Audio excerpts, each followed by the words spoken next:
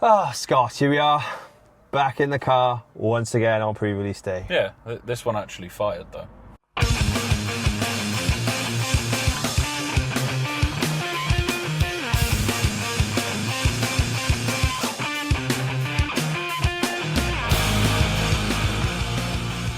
Hey everyone, welcome back. It is, yes, another car episode of pre-release day, and it is episode number 50 of Get Your Deck Out. Your regular, well, we can call ourselves regular now we've hit number 50. Yeah.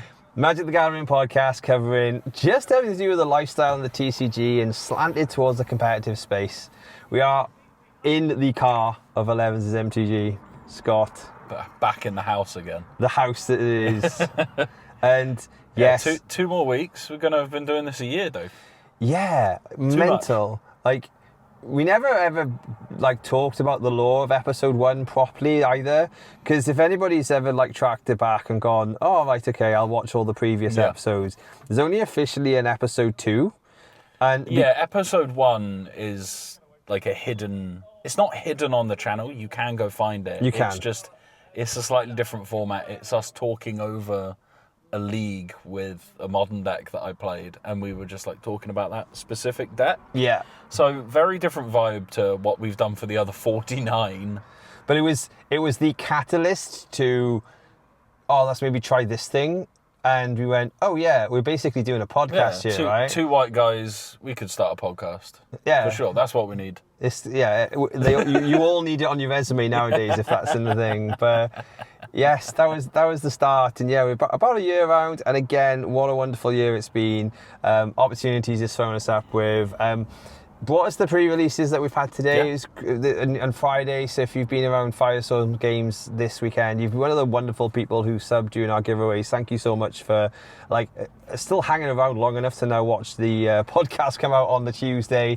And we've certainly, I think, started to put into the lore of this podcast that it doesn't really matter why you're here, as long as you're here with good spirit, good intentions, and you want to... But that's the vibe, though, isn't it? It's you want that community atmosphere, and it's what I've always said, and it's what I've heard other people say, is come for the magic, but stay for the gathering. Yeah. And that's why we love the LGS vibe, is you can come and you can play Magic with your friends, but you can also meet new people. And I think by virtue of having you listening to us, you're our community, and whether you're UK based or not, whether you're just interested in what we have to say about things, or you're following us for the UK tournament updates, that sort of thing, you're all part of the community. And I mean, we look down in the description, we do have a Discord as well. If you want to engage with other people of a similar mindset to you, they enjoy the same content you do, then join our Discord. We are on the lead up now to London. We're on the lead up to Prague. So, talking about standard deck, standard testing, Strixhaven looks pretty much what we said it would, where nothing's insane. There's no Badger Mole Cub. No. But there's a lot of different little role players and a lot of interesting little pieces. Yeah, definitely no broken mythics. There doesn't seem to be. Yeah. There doesn't seem to be. There could be something found. There could be some combo deck or something like that somewhere. Emeritus of Ideation with flicker spells is actually really problematic, but then you have to play a 5-drop, so can you cheat it into play? And then are you playing Omniscience? That, all that sort of stuff. In terms of cheating stuff into play in standard, I'm not worried about 5-mana creatures so much, because Omniscience exists and it's in Foundations. Yeah. So if you can just cheat any permanent into play, that's just going to be better. Yeah, no, for sure.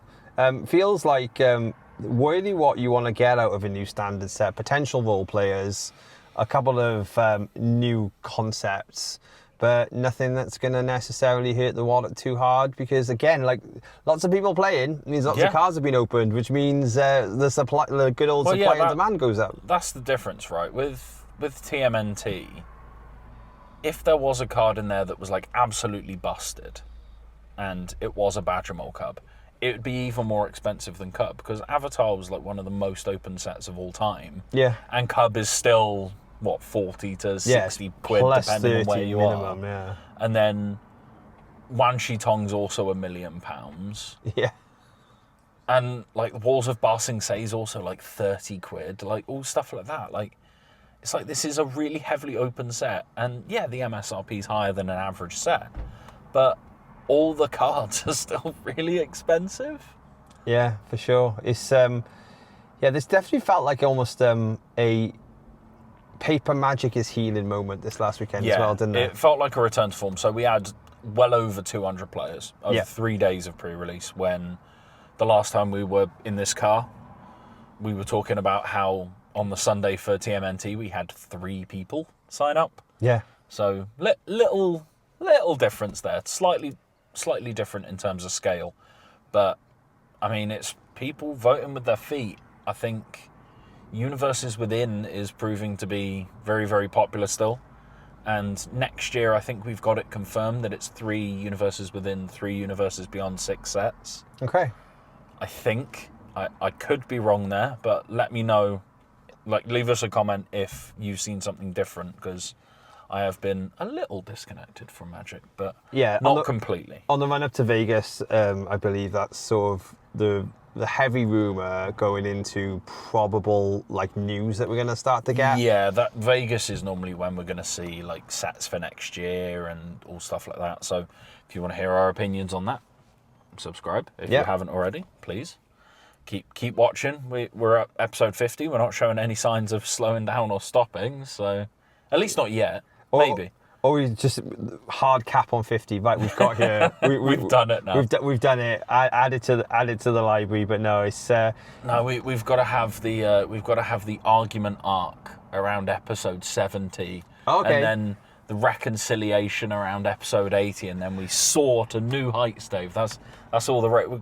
We've already got that like heated rivalry vibe going on, but that might be more for the Patreon when we get there. But that's where like we have the Storm Out episode, and I know like a few of you we've seen this weekend. It's like, I've never listened to the podcast, but I've definitely seen your shorts, and I was like, oh cool, that's actually, we still love that. But like, Dave, we're both wearing jeans today. I'm sorry. Oh, what a time to be alive. I'm really happy that like people and like Magic players as well are like coming up to us and saying, oh yeah, like really enjoy the podcast, like I've seen the shorts like on YouTube, I've seen you on TikTok. Like, that makes me happy.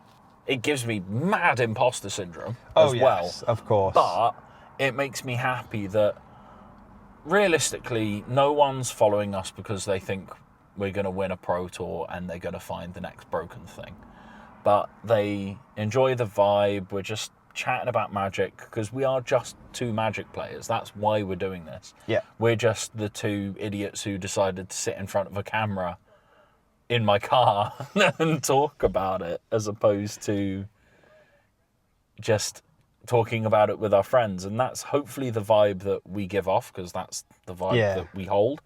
And yeah, we're doing this for the love of the game. We're not going to become multi-millionaires from doing this. It'd be good to get better. It'd be really nice to get better at the game, because winning the game is really nice too. Yeah. Winning's a very good feeling, and I mean, improvement. That's something that for the next 50 episodes, at least for the next sort of 5 or 6, we're definitely going to be focusing on that side of things, because we're going to London, we're rooming together, we're going to be testing together. We both want to do well. We got a lot of learnings from the last few episodes, which we had obviously with Simon and Eduardo and Myra. I think that we made a bit of noise around communities. Become an enjoyable watch, becoming an enjoyable take, and our takeaway from that group of episodes, because I've listened to them back as a whole. Oh, me too. Because I was like, I didn't really pay attention at the time to like the quality of the knowledge. Yeah, it's different when you're like in an active conversation with someone, and like little peek behind the curtain with the podcast. Like, we normally have a loose script, so you're looking at it and you're trying to hit the key points and make it a really good episode for people to listen to. But mostly we just try to keep it a genuine conversation. Yeah. And that's the vibe that we got from everyone that we've spoken to on the podcast. Like, that's I think why people like coming on is it's not an interview. It's having a conversation with them, right? And tell us why this sideboard guide includes 2 cards instead of 1. Yeah, That sort of stuff. It's not that nitty gritty, and we might make a joke with Eduardo and be like, "Oh, how did you get hold of the roaming thrones?"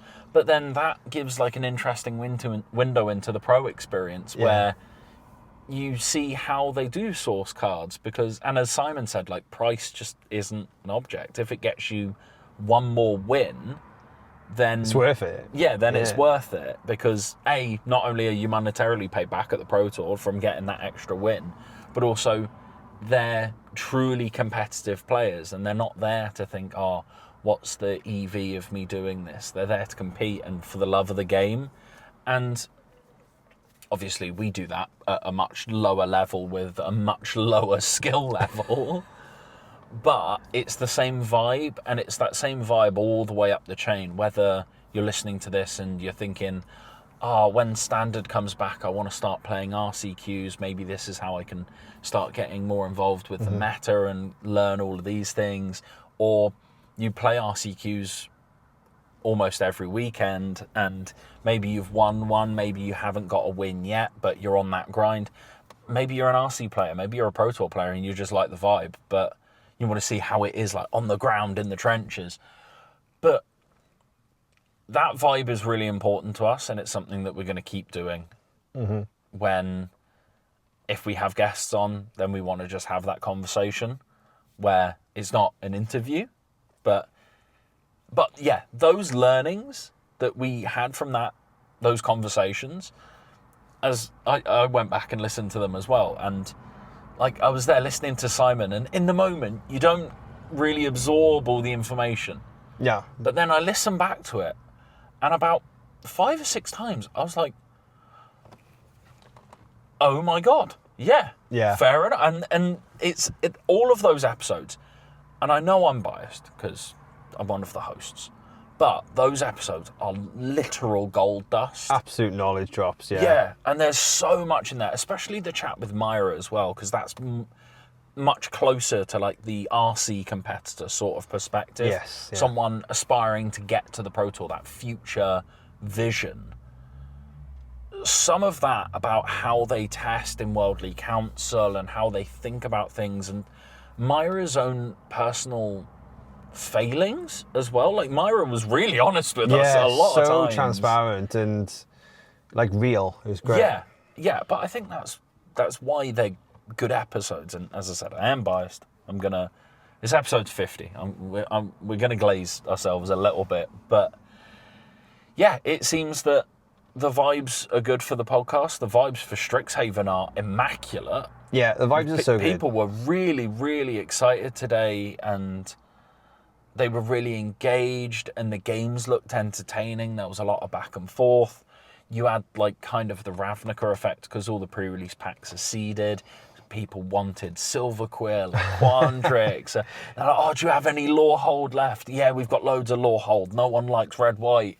But like, it's a really like win on turn 5 strong seal pool it is, as well. Yeah. It's, if you get a really good Lorehold deck, it's really good. And it didn't seem like, looking at the top tables, there wasn't one that was really massively overrepresented. Correct, yeah. It all seemed fairly flat. But then with sealed, that is often how it kind of goes. We'll wait and see how it goes with draft. But the original Strixhaven was quite good, and this set has like some flashy, splashy cards, especially higher up the mana curve, which is where we want them. We don't want splashy 2-drops that do everything and win the game by themselves. But there's also those role players as well, the uncommons, some of the rares, even some of the commons, like Sky Coach Conductor we've already seen that popping up in some league lists. People playing like Blue-White Flash with it. So we'll wait and see what happens with Standard, with Modern, with Pauper.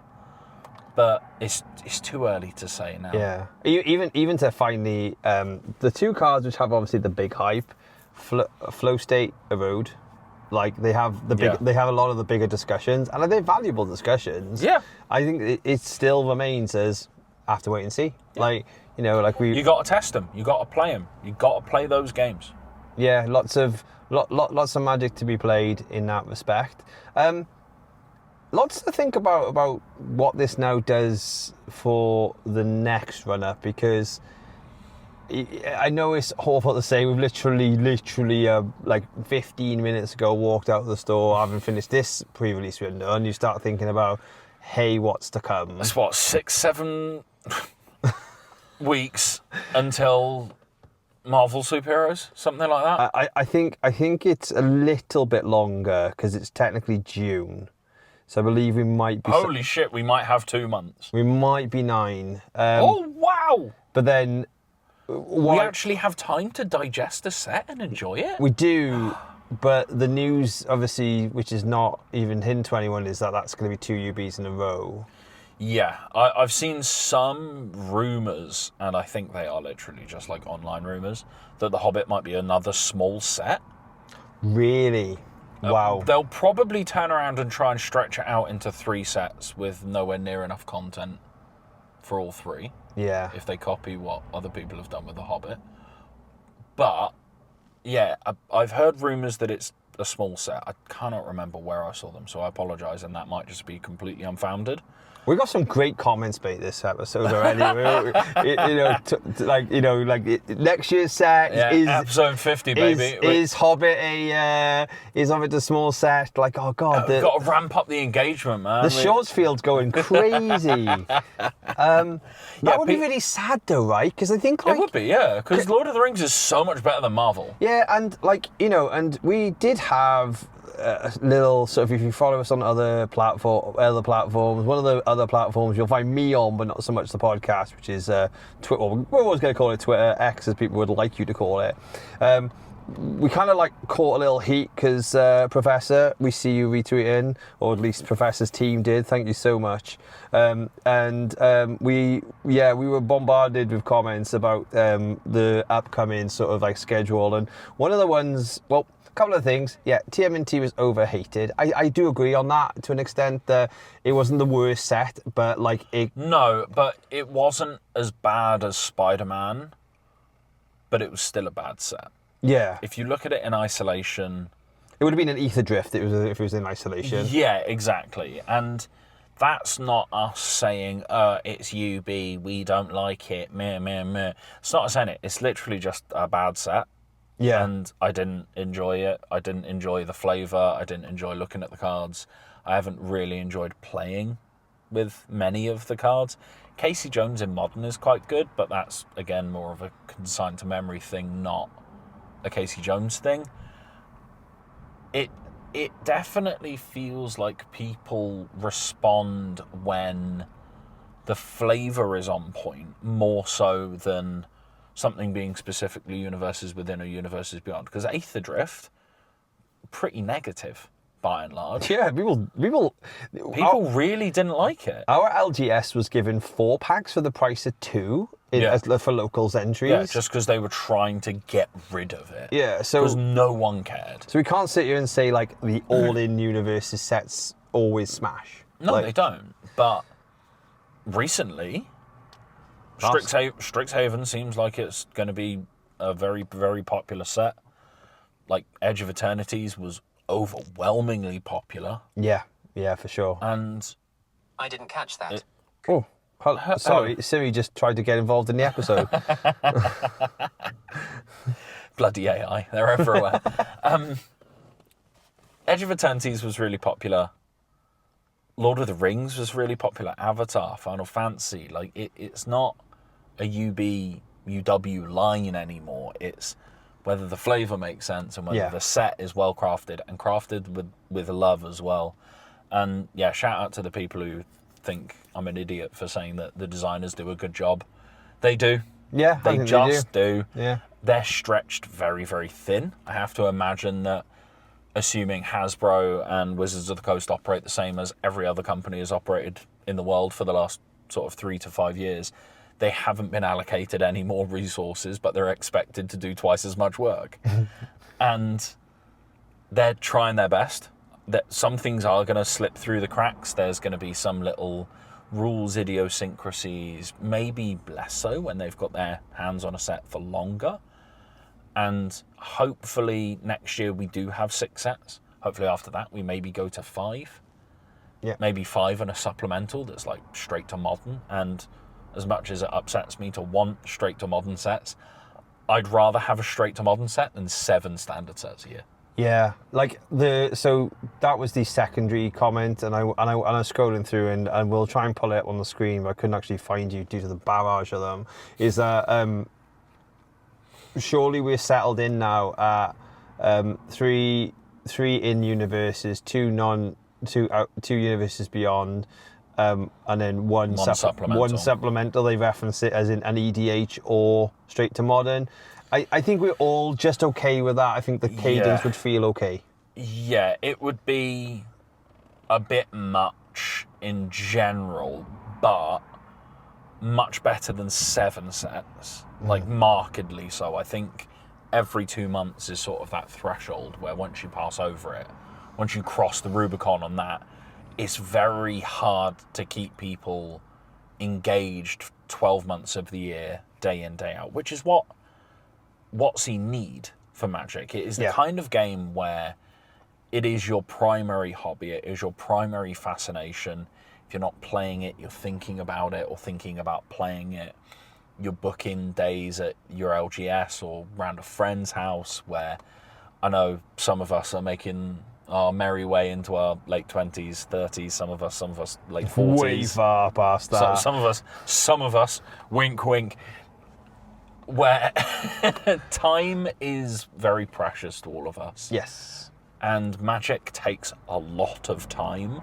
We've done a 4-round pre-release today, and we were in there working away for like 5.5, 6 hours, 6 hours plus.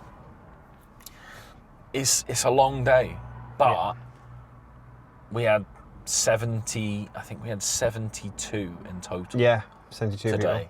And I hope the vast majority of them left happy. I hope they left having had a really nice full day of Magic. Not everyone's going to leave happy. That's just, unfortunately, a reality of a competitive game. Even when you're playing casually, there's still a winner, there's still a loser. And if you didn't have a good time, then I'm really sorry. And I wish I could have done better for you specifically. And if you want to message me or leave a comment saying what we could do better, then please do. That would be amazing. We always want that feedback, and we're going to keep trying to run pre-releases because it's that foundation of the community. It's what we talked about with Myra, it's the grassroots. Yeah. Where you have people, and this is more prevalent with Universes Beyond than Universes Within, and it's something, you won't catch me saying this often, that UB does better, is it's getting people in the door and getting them from going, oh, Magic, oh yeah, I've heard about that, oh yeah, I might play it at some point, to, holy shit, Lord of the Rings. I'm a huge Lord of the Rings fan, and I've never played Magic. This is a crossover. This is the peanut butter and jelly of my nerdosphere. Let's give Magic a go. And then they give Magic a go, and some people, in fact, probably most people, might buy a Commander deck, end up playing Commander, or they'll just play kitchen table with their friends. That's fine. And that's fine. You're playing Magic, you're getting the name out there, you're growing the brand. But if even 1% of those people turn into your weekly F&M goer, your RCQ player, that's how you grow the game. And you need that grassroots level. You need 72 people at a pre-release for 10 to turn up to a weekly standard. And then you do an RCQ and you pull from all of the local area and you get 30 for an RCQ. And then you send in 4 or 5 local players over for the RC, and then 2 of you day 2, and then 1 of you ends up making the Pro Tour, and then it ends up lifting everyone else up on the same trajectory. And you need that. You need that foundational standpoint for all of this. So despite me and Dave being competitive players, I assume in some way Pro Tour aspirations, RC, day 2, that sort of thing, like that's where we wish we could get to. We're still going to come here and we're still going to do the pre-release, which is ostensibly a casual thing. Because we want more people. Yeah, we want more people with grassroots.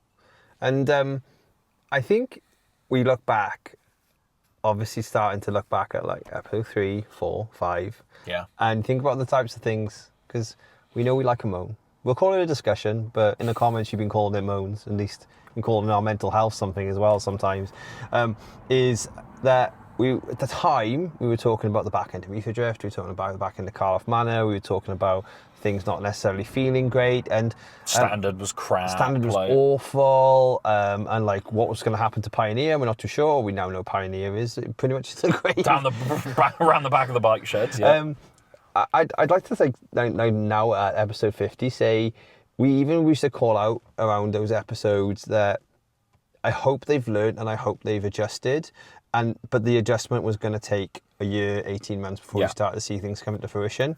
I still think some stuff is still adjusting. I think we probably will have to eat with the Universes Beyond lark.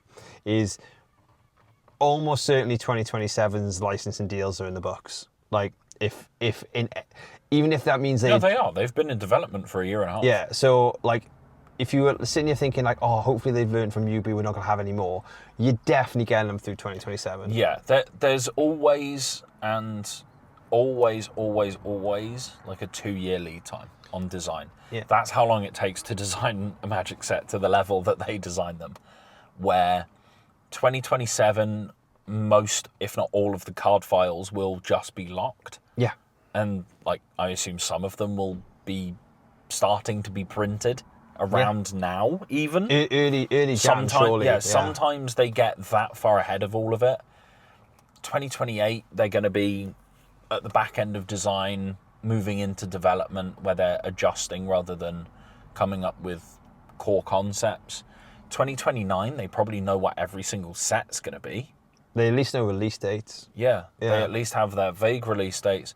They might even be looking at 2030, but we don't know for sure. They obviously keep this under wraps on purpose.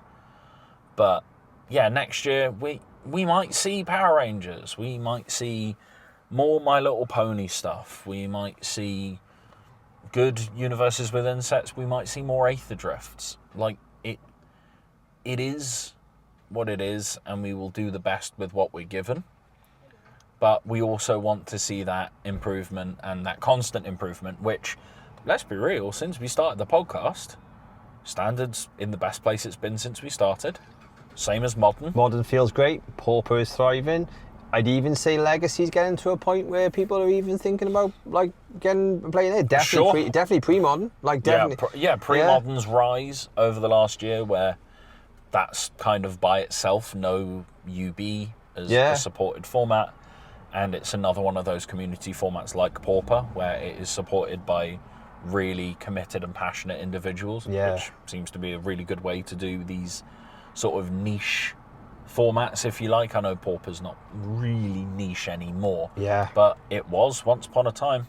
And once upon a time you had to like travel really far and wide to play that, and we're in the southwest. We got a really committed group in Bristol who play once a month for pre-modern. It's so well done. Like when we look at the schedule and we think about stuff that either we're going to put on or be involved with, we just have to go, X hour now, because it's pre-modern and it's really popular. If you'd have told me, also thinking again, we're talking like obviously the reflections of episodes and that, and if you'd have said to me in episode 5 that pre-moderns are really a thing, and and the joke about pre-modern horizons being a possibility is more than just a joke. It's something people would say, that's actually a cool idea.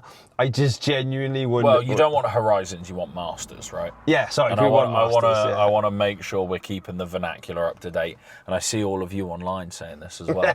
Horizons means new cards being put into the format. We don't want those. We want pre-modern masters. Master sets, we want reprints. And if they do them in old border for the whole set, then great, fine, whatever. If they do them in new border, also fine, great, whatever. And do you know what has actually, if UV's proved anything as well, is if you do reprints enough that they really are new prints, the old cards retain value. Yeah.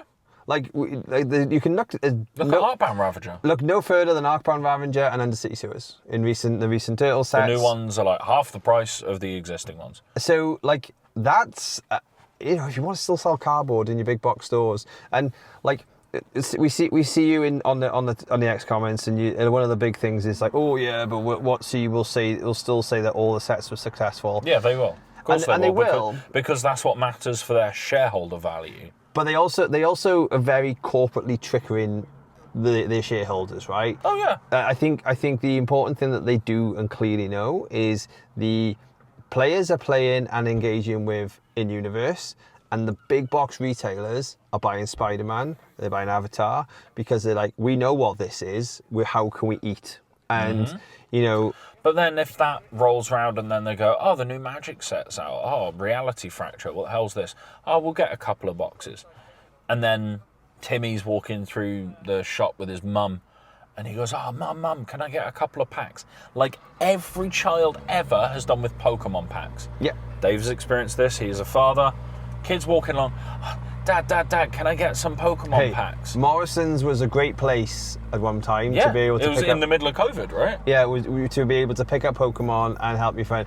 Pokemon's explosion because of all that has actually meant, like, you can't get it. And actually, this recent week, I was doing shopping in Asda and was like, oh, why is the Pokemon behind the till? And about, like, to this point, like, so that they can at least not have... Like have normal people buy Pokemon, they let them buy one pack. So it doesn't harm your supply. Yeah, but then you can have someone go, Mum, I love Spider-Man. Yeah, get a couple of Spider-Man packs. It doesn't matter if they know that it's magic or not. Yeah, they then look at it and they're like doing what we all used to do when we first discovered the game. When you'd get like a pack every 2 weeks, you'd stare at every single card. Every single common, every single uncommon, every rare.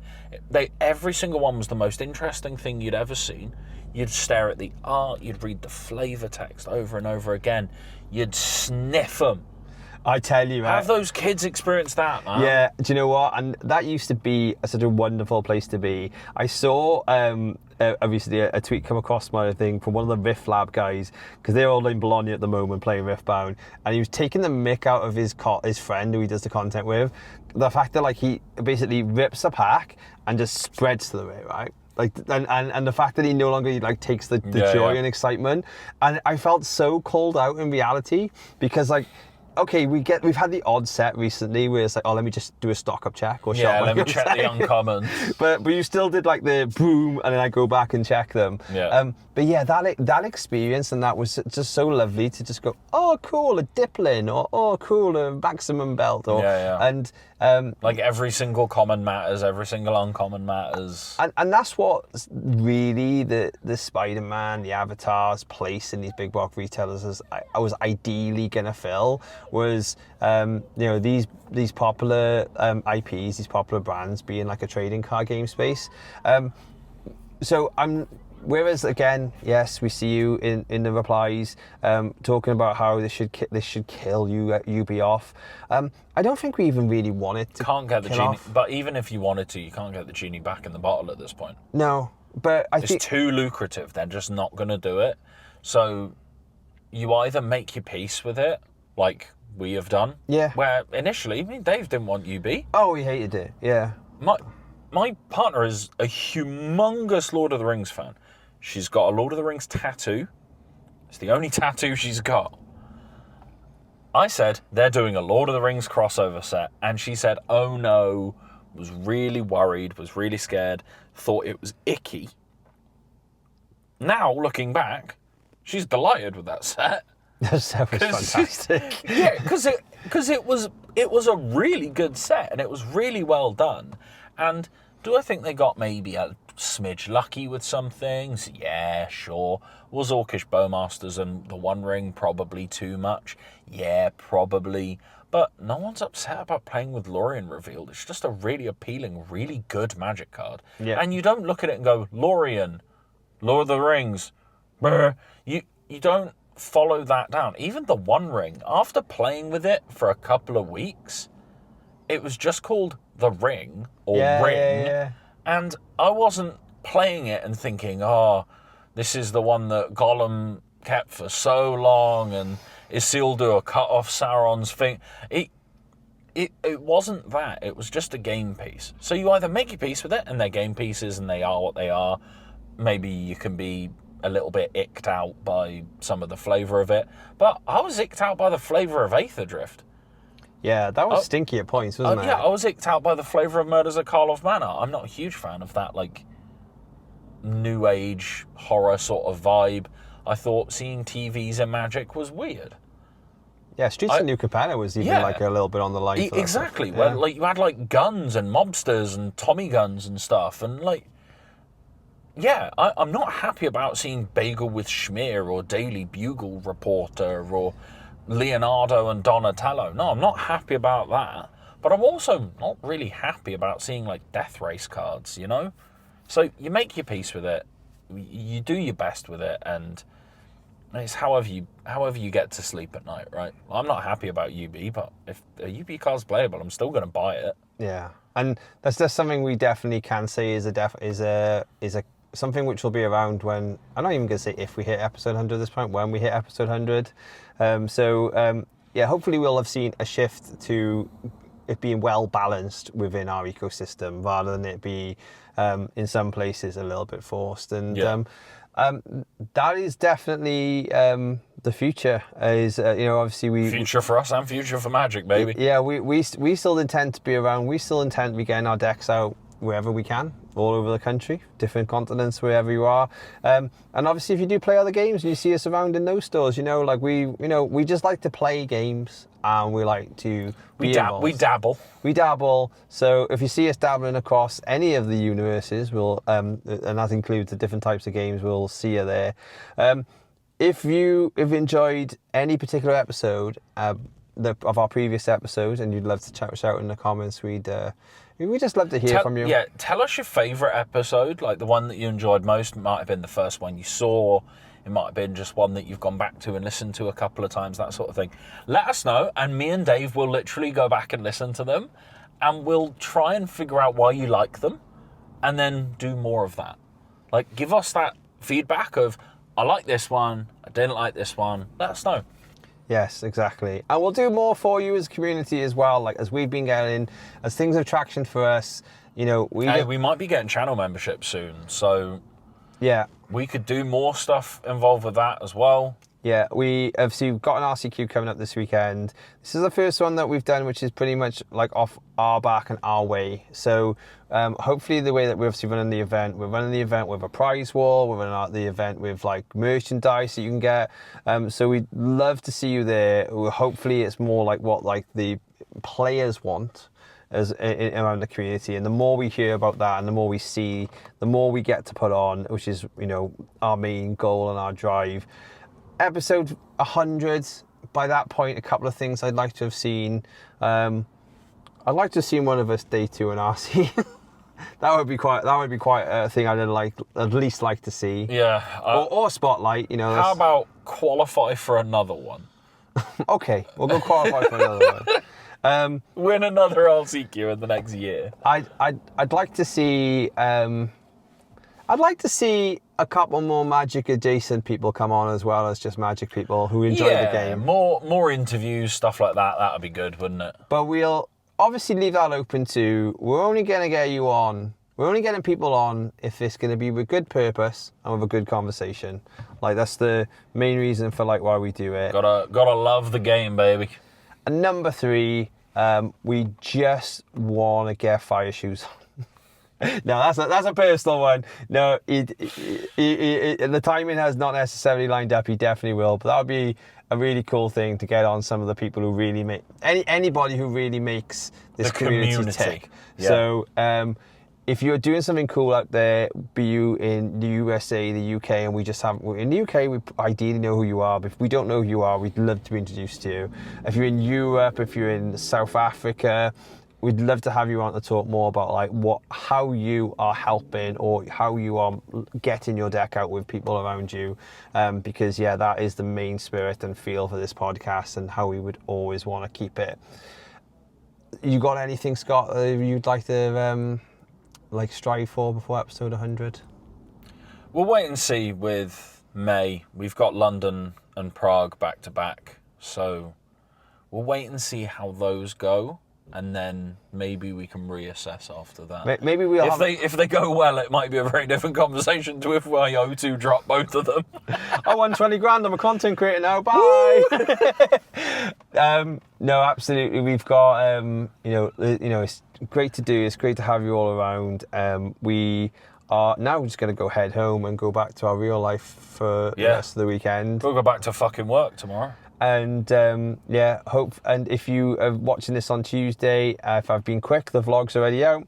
If I haven't been quick, the vlog is coming out on Thursday and it'll be right there. But for now, thank you for being here for the first 50 episodes. We're going to be around for another 50. There'll be a few more in the car because I think now we've started a tradition. Pre-release episode is car. I think it is a car episode. But if this one does as well as the other one in the car, I'll be happy. Go forth, go get your deck out and have the best time.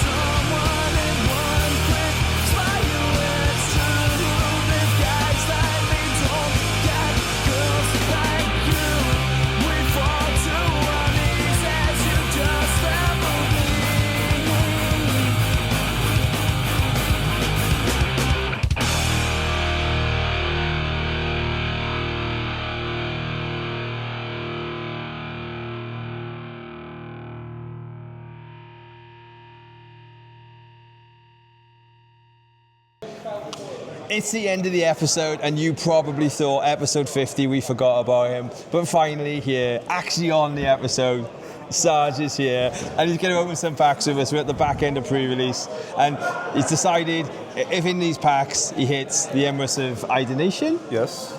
Is that the blue one? The Ancestral Recall one? Yes, Ancestral Recall. It's going to go to the subscribers. Sarge, you go ahead. What's you doing now? Let us know how the pre-release was for you and everything you did. To be honest, I haven't had a look at the set too much, but I got given a Prismari one. And it just hit home. I've been playing Jeskai, Jeskai Black in standard anyway, so. Mathematics and a stocker. Oh, and a Skyclave conductor. Which one? What's that? This is the one from the shorts, everybody. Skyclave conductor and a stock up and a mathematics. Showing you on the camera, just so you know we on showing you. We did just give a Vampiric T2 away though today, which was a really cool thing to do. Yeah, so the Prismari one I got, which is kind of right up my alley. So yeah, exactly. Right on your team. I don't think I'm going to get another Mythic, but... No Mythic here. No Gaspray, not too bad. Oh, okay. Right. No, missed on that one. But yeah, Sarge is here. Thank you everybody who's been watching episode 50 and all our episodes so far. Is a random number, and I'm getting to open this pack, but randomly we seem to be hitting about 900 subscribers as of this episode, so thank you ever so much for you all here, and there'll be more to come now during the summer. We did not hit it, but we did hit Shared Roots, the card, which was nearly the right answer to our last giveaway. We got an Art of Hunker this time. He's here, we'll remember him on all the future episodes, but keep going to get your deck out for another 50 episodes, everyone. We'll see you on the next one.